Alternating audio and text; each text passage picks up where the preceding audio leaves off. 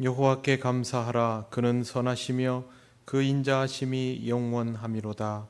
아멘. 찬송가 21장 하나님께 찬양드립니다.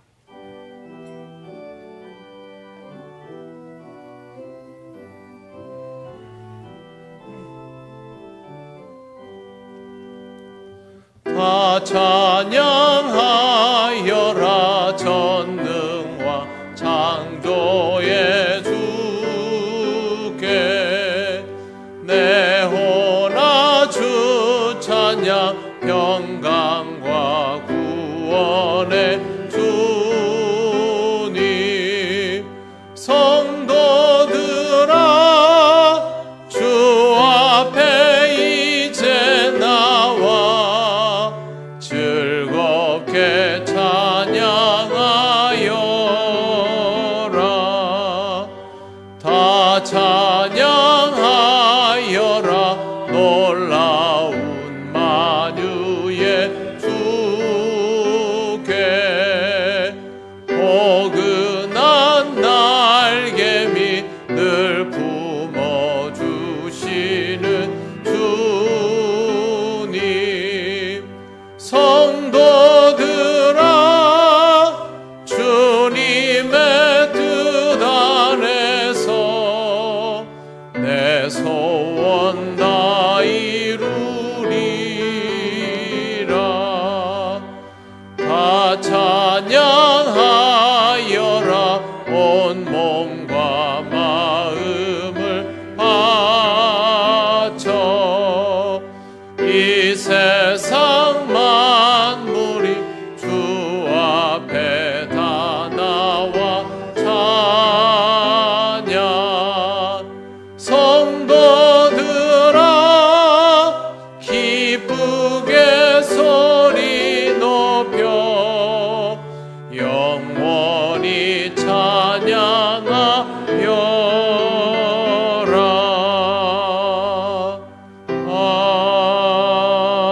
아멘.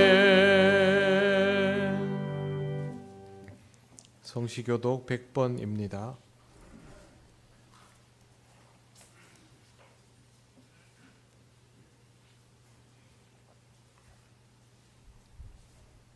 할렐루야. 내 영혼아 여호와를 찬양하라.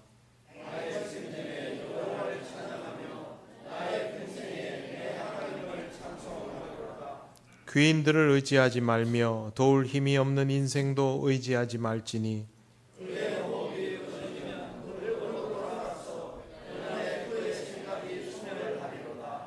야곱의 하나님을 자기의 도움으로 삼으며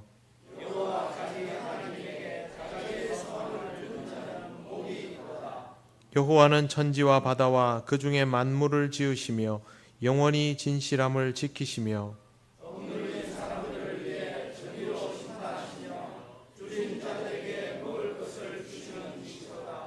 여호와께서는 갇힌 자들에게 자유를 주시는도다. 여호와께서 맹인들의 눈을 여시며 여호와께서 비굴한 자들을 일으키시며 여호와께서 어린들을 사랑하시며 여호와께서 나그네들을 보호하시며 고아와 가부를 붙이시고 악인들의 입은 굳게 하시는도다. 아멘. 나는 전능하신 아버지 하나님 천지의 창조주를 믿습니다. 나는 그의 유일하신 아들 우리 주 예수 그리스도를 믿습니다. 그는 성령으로 잉태되어 동정녀 마리아에게서 나시고 본디오 빌라도에게 고난을 받아 십자가에 못 박혀 죽으시고 장사된 지 사흘 만에 죽은 자 가운데서 다시 살아나셨으며 하늘에 오르시어 전능하신 아버지 하나님 우편에 앉아 계시다가 거기로부터 살아있는 자와 죽은 자를 심판하러 오십니다. 나는 성령을 믿으며 거룩한 공교회와 성도의 교제와 죄를 용서받는 것과 몸의 부활과 영생을 믿습니다. 아멘. 찬송가 208장 하나님께 찬양드립니다.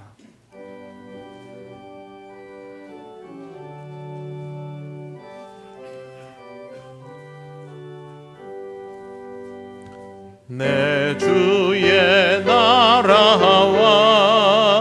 주 계신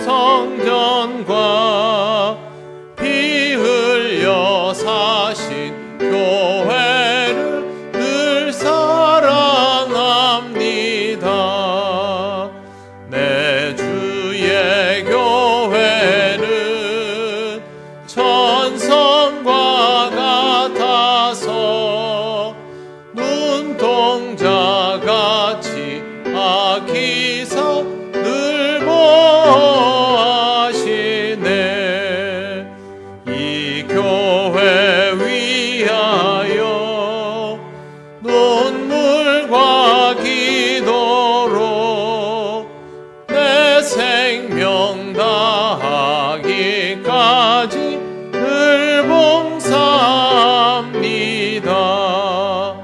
성도의 교제와 교회의 위로와 구주와 맺은 언약을 늘 기뻐합니다. 하늘의 영광과 베푸신 은혜가 진리와 함께 영원히 시온에 넘치네. 아멘.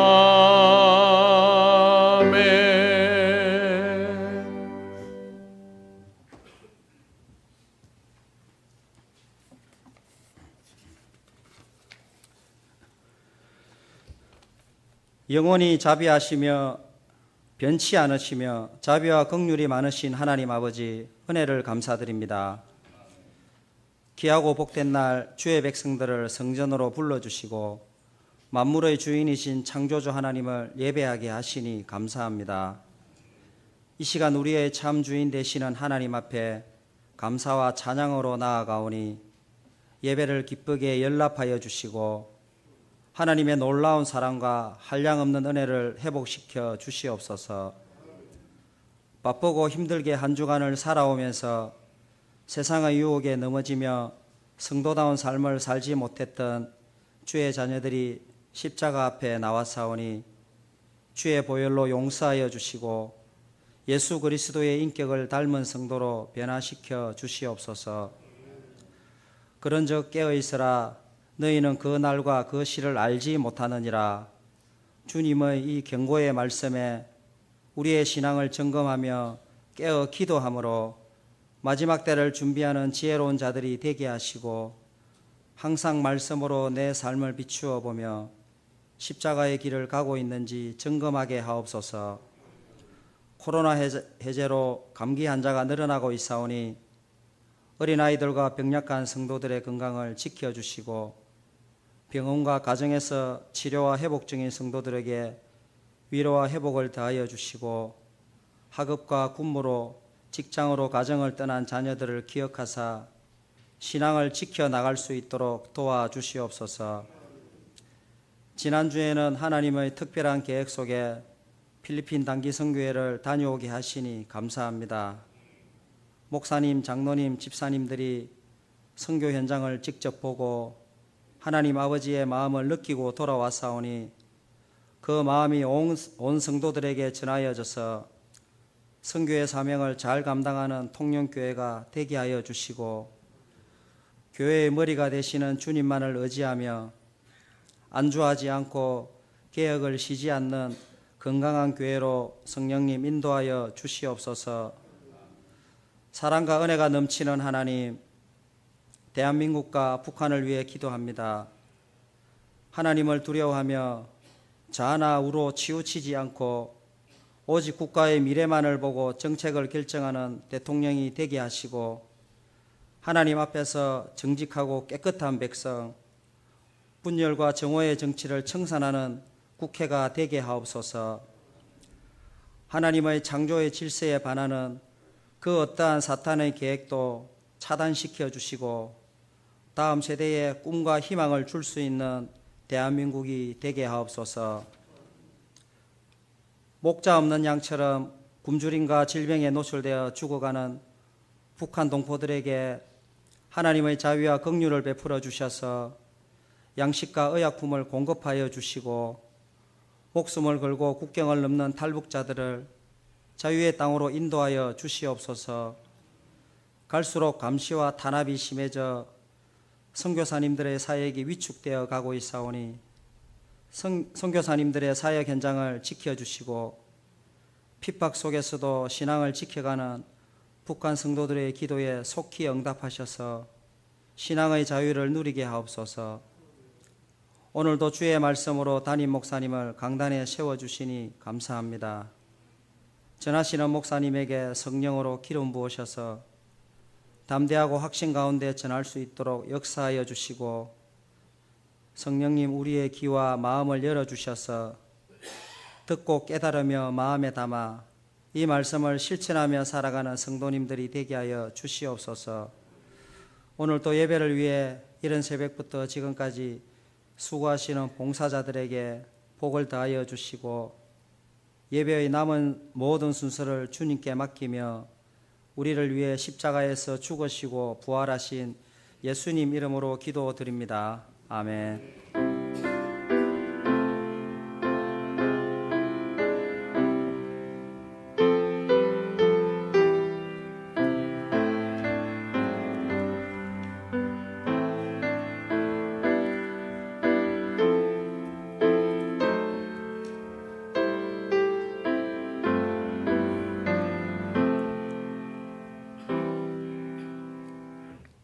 하나님 말씀 마태복음 6장 33절 34절입니다.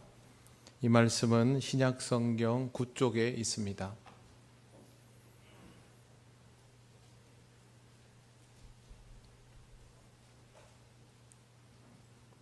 마태복음 6장 33절 34절을 봉독합니다.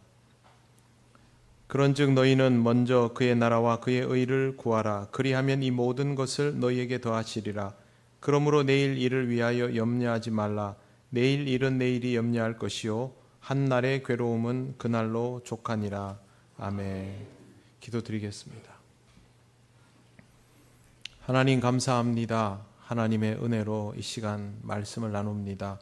전하고 듣는 우리 모두가 이 말씀의 의미를 깨달으며 하나님께로 더욱 가까이 나아가며 하나님의 뜻을 기뻐하는 백성 되게 하옵소서. 예수님 이름으로 기도드립니다. 아멘. 네, 반갑습니다. 저와 단기 선교팀은 하나님의 인도하심을 따라서 은혜 가운데 일정을 잘 마치고 돌아왔습니다. 우리끼리 있을 때는 잘 몰랐는데요. 갔다 오고 보니까 우리만 좀 새카만 것 같습니다. 네. 그러나 굉장히 기분 좋은,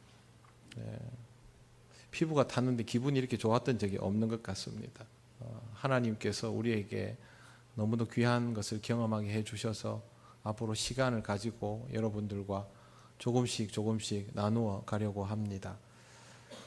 6월은 호국보훈의 달입니다. 나라를 지키고 나라를 위하여 공을 세운 사람들에게 보답한다라는 의미가 있습니다.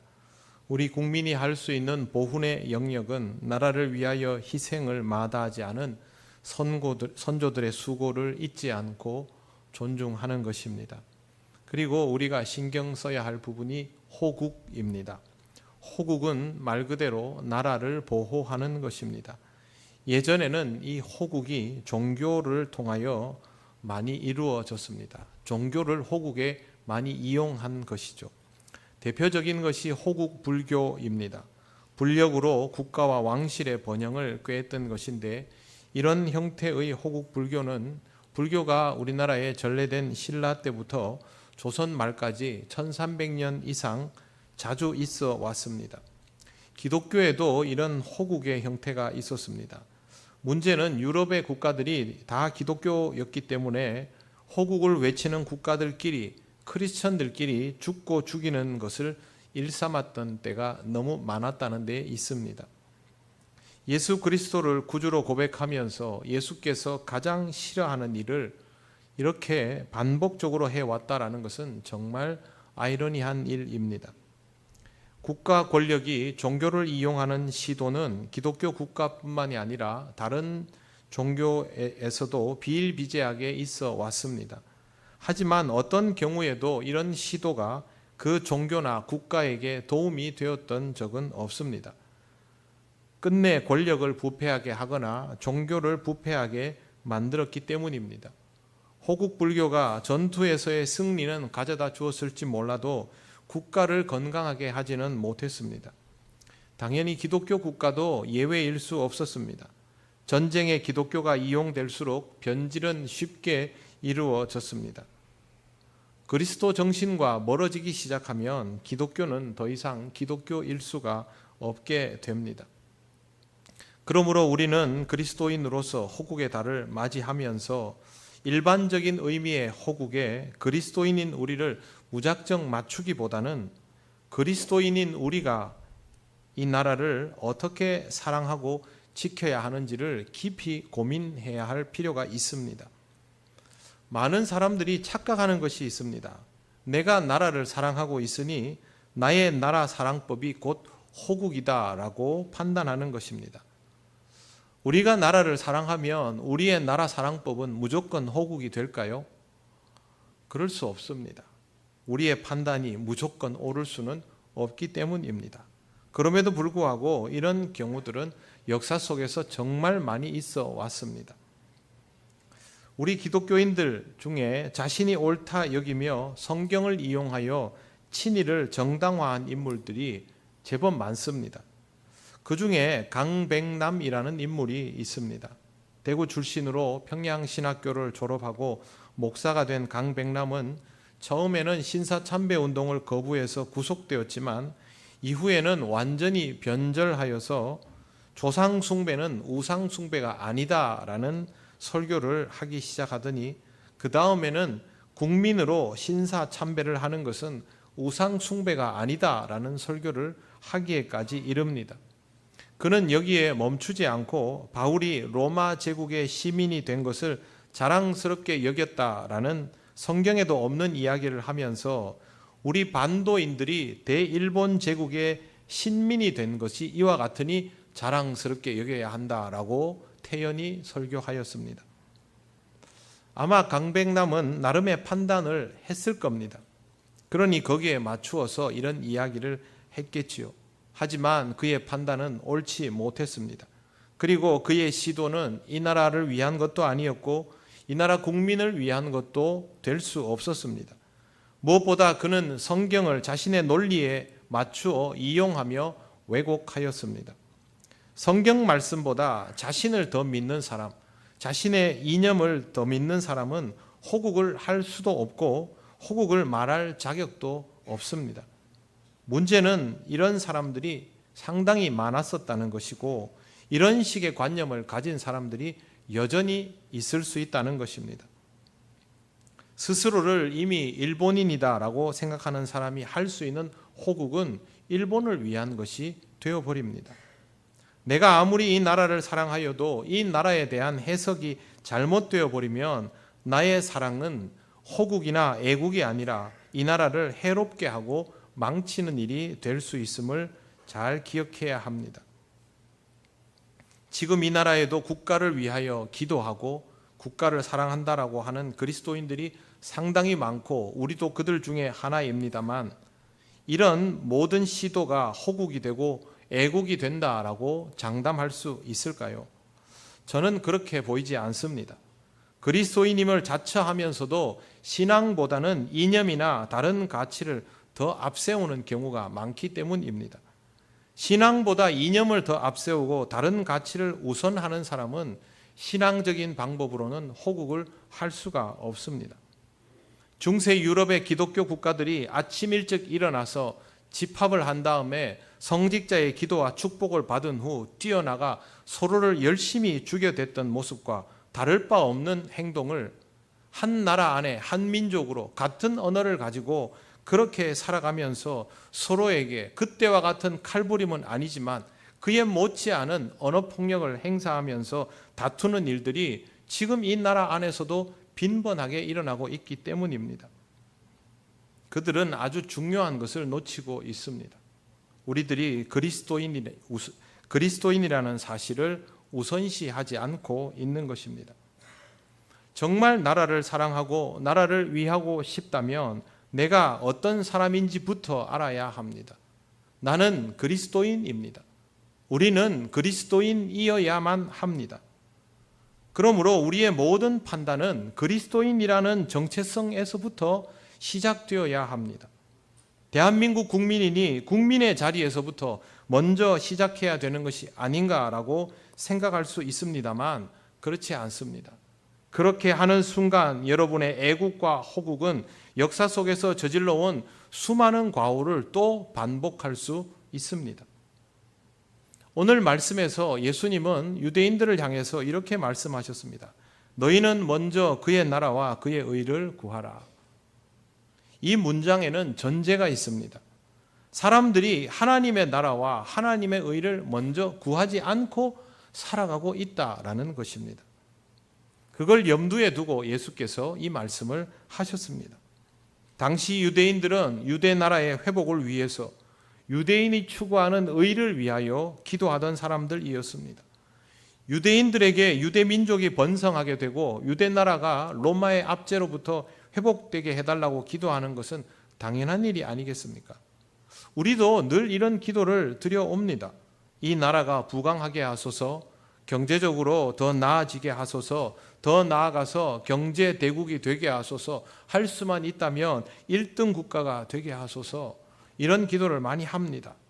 그런데 예수님은 이런 기도가 아니라 하나님의 나라와 하나님의 의를 먼저 구하라고 하신 것입니다. 예수님은 왜 이런 말씀을 하신 것일까요? 하나님을 믿는 사람에게는 하나님의 나라가 우선되어야 하기 때문입니다. 하나님의 나라라는 기반이 있어야 유대 나라도 건강하게 존재할 수 있는 것입니다. 유대인들은 자기 민족이 택함을 받았기에 자신들의 나라가 곧 하나님의 나라라고 생각하고 있었습니다만 실제로 그렇지가 못했습니다. 그들의 어리석음은 스스로를 고통 가운데 몰아넣었고 그들이 믿었던 그 나라는 무너져 내렸습니다. 하나님의 나라와 따로 노는 유대 나라는 하나님의 보호 속에 있지 못했던 것입니다. 유대인들의 역사를 보면 정말로 기구합니다. 국가 자체가 사라진 채로 거의 2000년을 흘려보냈습니다. 그러는 중에도 전 세계로 흩어져서 자신들의 존재감을 과시할 수 있는 특별한 민족으로 평가받고 있지만 실제 그들의 인생을 보면 치열하게만 보일 뿐 행복해 보이지는 않습니다. 누구보다 먼저 하나님 나라를 보장받았던 이 민족이 이 땅에서 누구보다 오랜 세월 동안 유리하는 백성이 되어 살아야 했던 것은 그들이 하나님의 나라를 허락받았으면서도 그 나라를 먼저 구하며 살아가지 못했기 때문입니다. 하나님 나라를 먼저 구하지 않으면 우리가 살고자 하는 터전은 든든한 기반을 가질 수가 없습니다. 우리의 오늘이 하나님의 인도하심에 따라 이루어져 오고 있다고 할지라도 그것은 견고한 반석 위에 세워진 상태가 아니게 되는 것입니다. 지금 우리나라의 발전을 보면서 우리 민족의 우수성에 대하여 놀라는 사람들이 많습니다. 우리 민족이 보통은 넘지요. 하지만 우리 민족만의 역량으로 이 일이 이루어진 것은 아닙니다. 이 민족의 역량이 20세기에 들어와서 갑자기 폭발한 것은 아니지 않습니까? 실제로 우리나라의 근대화와 현대화에는 기독교의 영향력이 절대적으로 컸습니다. 그런데 일본이 우리를 근대화시켰다라고 주장하는 경우도 있습니다. 이것을 식민지 근대화론이라고 부릅니다. 우리나라 역사학자들 중에 이것을 주장하는 이들이 제법 많습니다. 그런데 그들 중에 기독교인들이 많다는 것이 정말 코미디입니다. 식민지 근대화론은 우리 국민의 기본 자질을 완전히 무시하는 판단일 뿐만 아니라 복음을 들고 찾아와 우리의 친구가 되어 주었던 선교사들의 헌신을 송두리째 부정하는 처사입니다.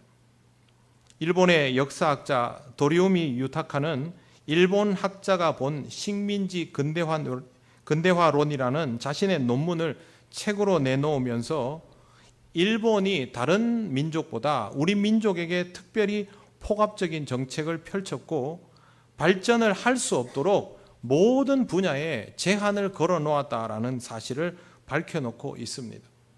우리나라에 와서 신시스템을 도입하고 신식 설비들을 해 주었지만 그것은 그들이 수탈에 갈 수 있을 만큼의 것들만 제공해 주었지 우리가 발전할 수 있을 정도로 제공해 준 것이 전혀 아니다라는 말입니다. 실제로 식민지 근대화론이 맞아떨어지려면 일본의 지원과 기술 협력이 부족하지 않아야 하고, 그리고 일본의 식민 통치를 인정해 주었던 미국에서 보내진 선교사들이 이런 일본의 행동을 인정해 줘야 합니다. 그러나 여러분이 잘 아시는 것처럼 선교사들이 일본의 행동을 인정해 주고 우리로 하여금 일본을 잘 따르라고 그렇게 했습니까? 그렇지 않습니다. 다수의 선교사들은 우리로 하여금 일본에게 이렇게 굴종하지 말고 우리 스스로의 정체성을 지키며 복음을 가지고 다시 일어서라고 그렇게 가르쳤습니다. 일본의 식민 통치와 미국에서 들어온 선교사들이 손발이 전혀 맞지 않았다는 뜻입니다. 이것만 보아도 식민지 근대화로는 인정할 수가 없습니다. 모든 선교사들이 우리나라의 독립을 찬성하거나 관심을 지대히 가졌던 것은 아닙니다. 하지만 대부분의 선교사들은 우리나라 사람들의 행복한 삶을 위하여 진심이었습니다. 그리고 그것을 위해서 이 나라가 먼저 이 민족이 회복되어야 한다는 것을 알았습니다. 그래서 우리의 독립운동을 소리 없이 지지하고 기도하고 도와주었던 것입니다. 1919년 3.1 만세운동이 일어났을 때 일본이 압수수색을 대대적으로 진행했는데 그것이 불법이라 하며 가로막았던 선교사가 있습니다. 미국 북장로교 출신으로 의대 과정을 마치고 들어온 올리버 에비슨입니다. 언더우드 선교사의 강연에 감동을 받아 한국행을 결심해서 입국하고 제중원, 우리나라 최초의 병원이죠, 제중원 원장과 고종 황제의 시의를 겸했던 그는 1900년 미국 뉴욕에서 열린 세계 선교 대회에 참석해서 한국 의료 선교에 대한 후원을 호소하고 그 후원금을 받아서 세브란스 병원을 시작합니다.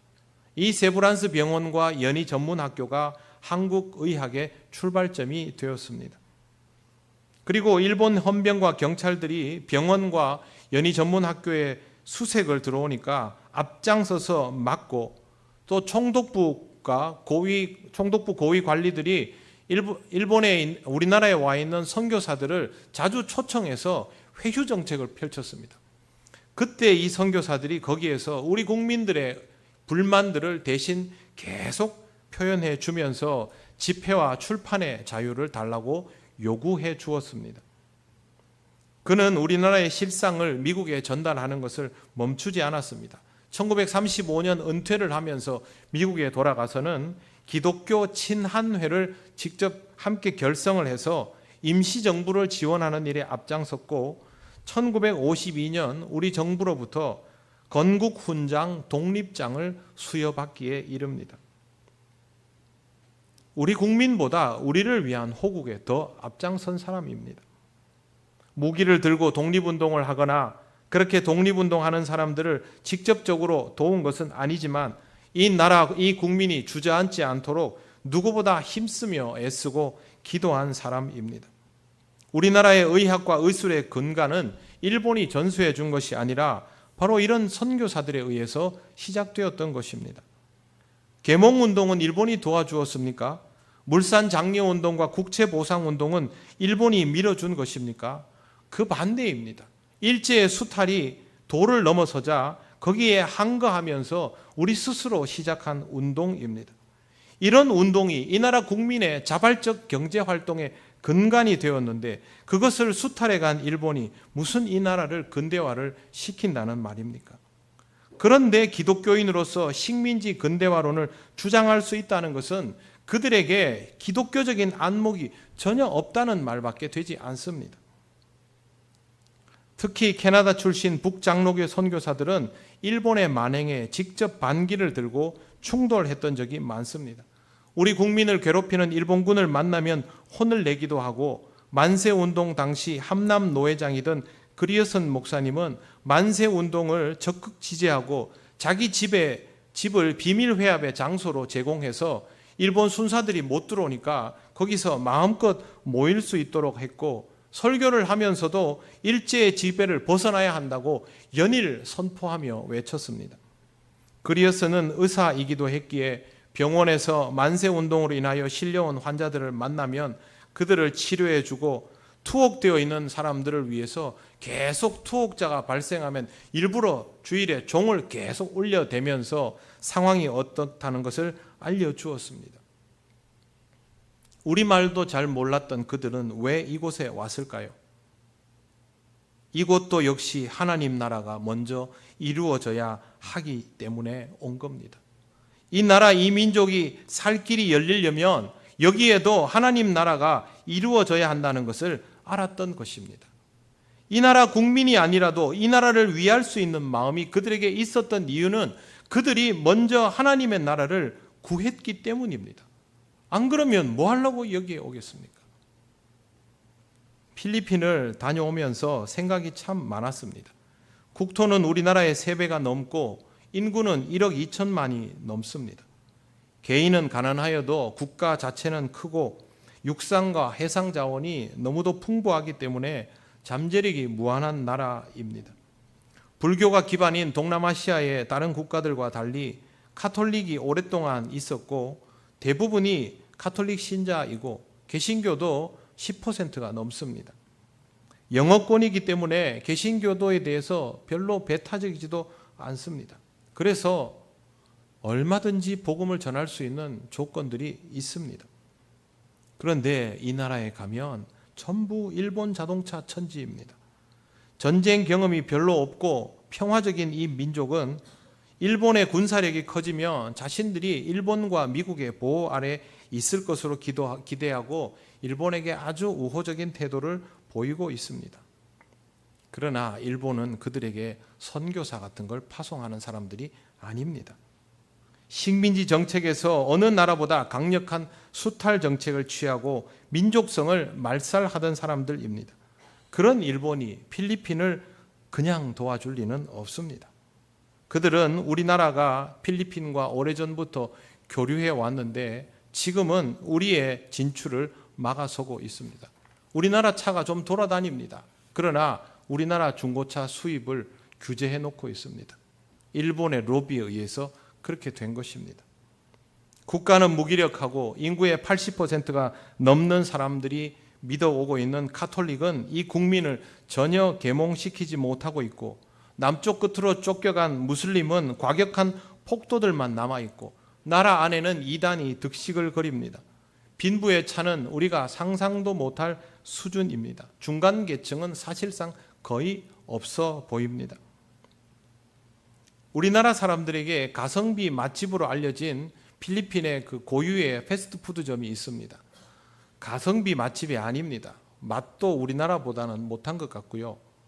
제일 중요한 것은 필리핀 서민은 거기 들어가 보지도 못합니다. 여러분 가족과 1년에 한 번 기념일이 있으면 정말 크게 지출할 각오하고 한 번 정도 가볼 수 있는 식당이 있지 않겠습니까? 그런 곳입니다. 갈 수 없는 곳이죠. 우리나라보다 잘 산다는 소리를 듣던 필리핀이 몇십 년이 지나도록 정체와 퇴보를 반복하는 것은 필리핀을 사랑하고 아끼는 그 나라의 수많은 국민들이 또 그들을 지도하는 위정자들이 그들 자신을 위하는 길이 무엇인지를 아직도 모르고 있다는 뜻입니다. 우리도 그런 시절이 있었습니다. 그런데 이런 어려운 시절마다 복음을 들고 와서 우리를 깨워준 선교사들이 있었지 않습니까? 그들을 통하여 복음이 전해지면서 꺼져가던 불씨가 살아나고 하나님 나라를 살아가게 되면서 우리가 살고 있는 이 나라를 다시 보게 되었던 우리 선조들에 의하여 만세운동이 가능하고 독립운동이 불을 지피고 6.25 전쟁의 그 피폐한 참상을 이겨낼 수 있는 동력을 얻었지 않습니까? 국가의 변화는 국가 시스템이 주도하는 것 같지만 실상은 그렇지가 않습니다. 국민의 의식 변화가 실질적인 동력입니다. 여러분, 일제가 우리에게 주었던 그 시스템이 오늘의 우리를 만들었다고 생각하십니까? 만약에 그랬다면요, 지금 우리는 대만이나 태국처럼 아주 일본과 친밀한 국가가 되어 있을 것입니다. 그런데 우리나라는 전혀 그렇지 않죠. 의식의 변화가 시스템의 변화보다 더 무섭다는 것을 잘 보여주는 반증입니다. 선교사님들이 우리나라에 와서 성경을 가르치고 세상이 어떻게 돌아가든 신경 쓰지 말라고 했다면 우리는 그들이 전하는 복음을 거부했을런지도 모릅니다. 성경을 통하여 하나님 나라를 경험하게 되고 하나님 나라가 현실을 바꾸어가는 것을 경험하게 되면서 의식의 변화가 이루어졌기에 우리에게 오늘과 같은 현실이 있는 것입니다. 하나님 나라가 먼저 구해져야만 하는 이유는 바로 여기에 있습니다. 하나님의 나라가 먼저 구해지면 하나님의 의가 그 가운데에서 이루어집니다. 그렇기 때문에 하나님 나라에 속한 사람들은 자신의 주변을 변화시켜 나갑니다. 자기뿐만 아니라 자기 가족, 자기 이웃, 자기 민족 그 이상으로 확장성을 가지게 되는 것입니다. 하나님 나라에 속한 사람은 자기 나라와 민족만을 위한 것이 아니라 하나님 나라가 확장되면 모두가 복될 것을 알기 때문에 그 이상의 지경을 넓혀가며 꿈꾸고 행동하게 됩니다. 선교지를 수탈의 대상으로 삼지 않고 동지로 받아들이고 함께 성장하려 하는 것입니다. 이 모든 것은 먼저 하나님 나라와 하나님의 의를 구할 수 있어야만 가능합니다. 우리가 다른 민족에게도 우리와 같은 역사를 보면서 그들에게 용기와 희망을 심어줄 수 있다면 그 이유는 이것 때문에 가능한 겁니다. 부족할 것 없어 보이는 바로 우리 이웃나라 일본의 치명적 약점이 무엇인지 아십니까? 천황 숭배입니다. 종교를 국가 운영에 이용하는 태도, 그것이 그들을 망치고 주변 국가들도 함께 병들게 하고 있습니다. 국가적인 교류는 있지만 그들에게는 선교사가 없지요. 동행이 진짜 목적이 거래입니다. 진정한 동행이 될 수 없습니다. 2020년 12월 미국 장로교회의 공식 선교사들이 태국에서 모두 물러났습니다. 미국 장로교가 공식적으로 태국 선교를 중단했습니다. 태국 선교는 1840년부터 2020년까지 지속되어 왔습니다. 그러면 이 역사가 얼마나 장구합니까? 그런데 이렇게 장구하게 내려온 태국 선교의 역사가 막을 내린 것입니다. 태국에는 선교사들에 의하여 세워진 8개의 학교와 29개의 병원이 있습니다. 그걸 두고도 이렇게 가슴 아픈 중단을 하게 된 이유는 미국 본토의 교인들이 너무 많이 줄어들어 버렸기 때문입니다. 태국만 선교가 중단될까요? 아닙니다. 지금 미국 선교사들의 숫자는 전 세계에서 급속도로 줄어들고 있습니다. 아마 앞으로 곳곳에서 미국이 선교를 중단한다라는 발표가 나오게 될 겁니다. 미국 개신교는 이미 몇 해 전부터 개신교도들의 숫자가 국민의 절반 이하로 떨어지기 시작했습니다. 그것은 미국이 더 이상 개신교 국가가 아니게 되었다라는 말입니다.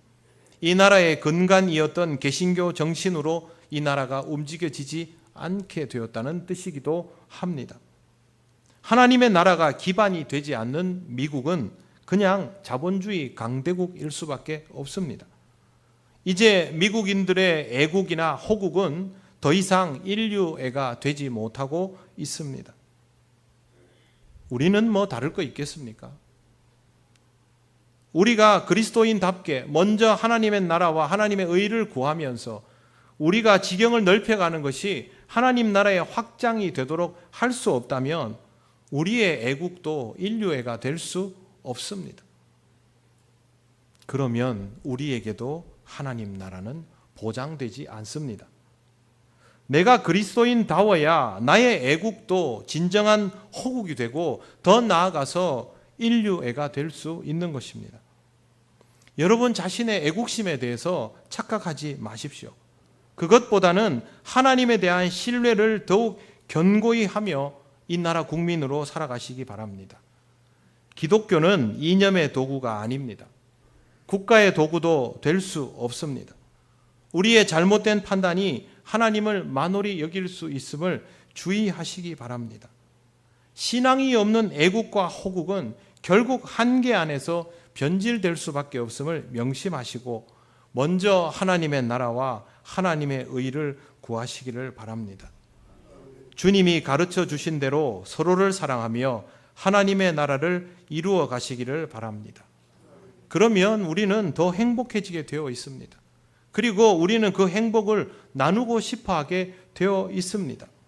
우리가 이렇게 행복한 나라일 때 우리의 모든 행보가 다른 나라와 민족을 위하는 것이 될 수 있습니다. 선교는 그렇게 하는 것입니다. 선교는 복음을 나누고 삶을 나누는 것입니다.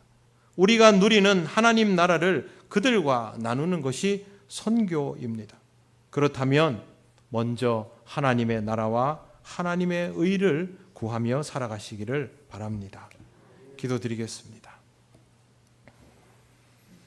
하나님 감사합니다.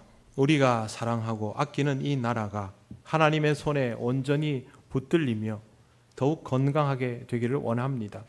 우리의 건강함이 이웃 나라에게 위협이나 부담이 되는 것이 아니라 그들에게도 평안과 기쁨이 될 수 있기를 원합니다.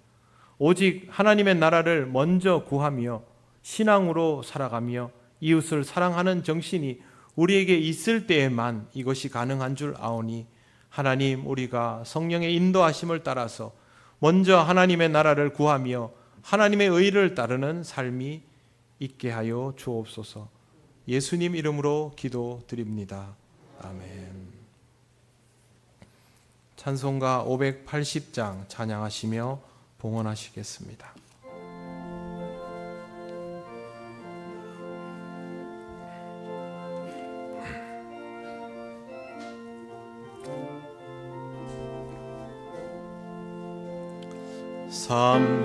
삼천리반도 금수강산 하나님 주신 동산 삼천리반도 금수강산 하나님 주신 동산 이 동산에 할 일 많아 사방의 일꾼을 부르네 곧 이날에 일 가려고 그 누가 대답을 할까 일하러 가세 일하러 가 삼천리 강사 위에 하나님 명령 받았으니 반도강산에 일하러 가세 삼천리 반도 금수강산 하나님 주신 동산 삼천리 반도 금수강산 하나님 주신 동산 봄 돌아와 밭 갈 테니 사방의 일꾼을 부르네 곧 이날에 일 가려고 그 누가 대답을 할까 일하러 가세 일하러 가 삼천리 강사 위에 하나님 명령 받았으니 반도강산에 일하러 가세 삼천리 반도 금수강산 하나님 주신 동산 삼천리 반도 금수강산 하나님 주신 동산 곡식이고 거둘 때니 사방에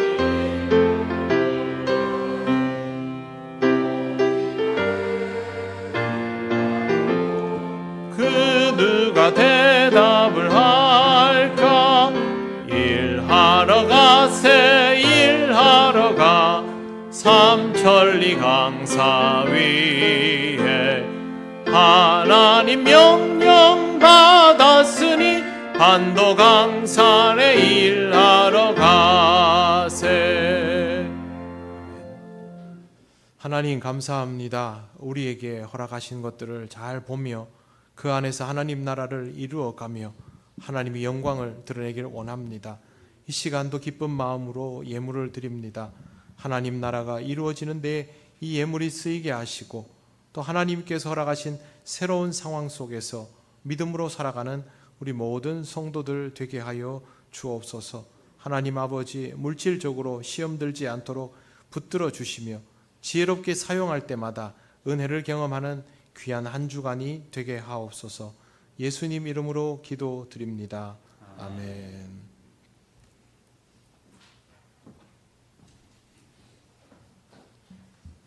교회 소식 알려드리겠습니다. 예배에 나오신 모든 분들을 환영합니다. 처음 오신 분은 새가족부의 안내를 받으시기 바랍니다. 6월 새가족으로 조소영님 등록해 주셨습니다. 주의 이름으로 환영합니다. 오늘 오후 찬양 예배는 마리아의 헌신 예배로 드리겠습니다. 강사로는 진주 명성교회에 심우하시는 정성민 목사님이 되겠습니다. 이 예배 후에 각 지정 장소에서 기간 원래로 모이겠습니다. 그리고 12시 30분에 목양실에서 정기당회가 있습니다. 필리핀 단기 선교를 은혜 가운데 잘 마치고 돌아왔습니다. 물질과 기도로 후원해 주신 성도님들께 감사의 말씀을 드립니다. 진주 남로의 장로회 부분 수련회가 오는 24일 토요일 남해읍교회에서 있습니다. 나머지 광고는 주보를 참조해 주시기 바랍니다. 이상입니다.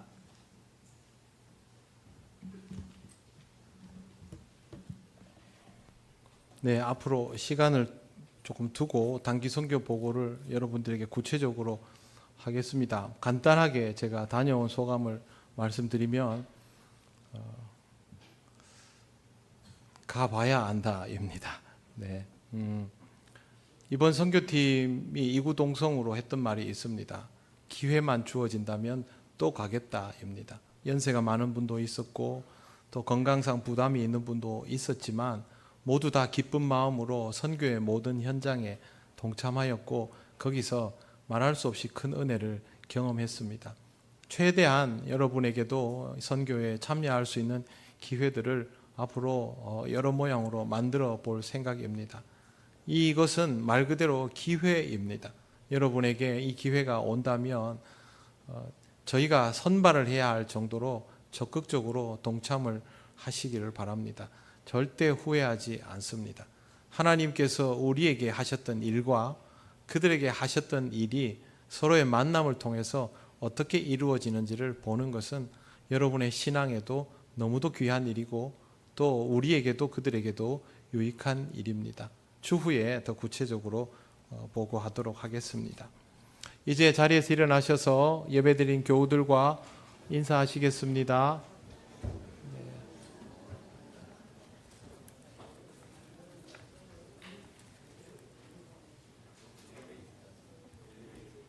네, 맞습니다. 자, 여러분 우측에 엘리베이터를 보시면 공사가 사실상 이제 마무리가 되었습니다. 조금 이제 해야 될 것들은 있지만 마무리되었는데요. 이번 주 목요일 날 안전도 검사를 하고 그게 통과가 되면 다음 주부터는 정식으로 사용하실 수 있습니다.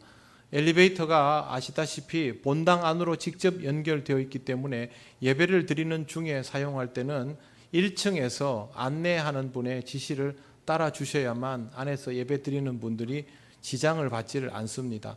그 외의 상황에서는 연로하신 분들이 마음껏 이용하시고 하실 수 있지만 예배 중에는 안내위원의 지시를 따라서 사용을 해 주시기를 부탁을 드립니다.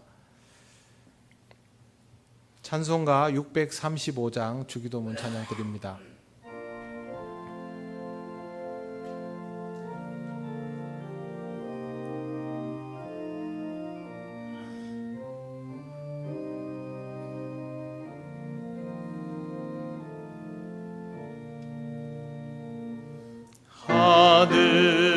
하늘에 계신 아버지 이름 거룩하사 주님 나라 임하시고 뜻이 이루어지이다.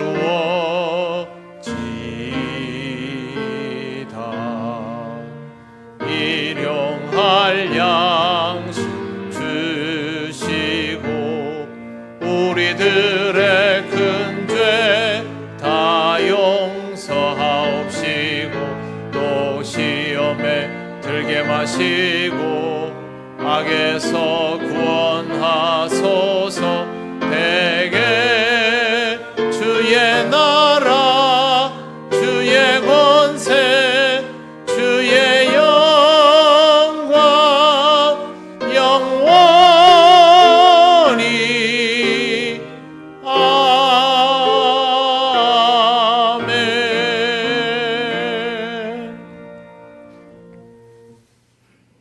우리 주 예수 그리스도의 크신 은혜와 하나님 아버지의 놀라우신 사랑과 성령님의 교통하시고 인도하여 주심이 먼저 하나님 나라를 구하며 그 나라 안에서 이 나라를 온전히 사랑하고 섬기며 이웃과 살아가기를 원하는 이 시간 예배하는 권속들 위에 영원토록 함께 하시기를 간절히 축원하옵나이다.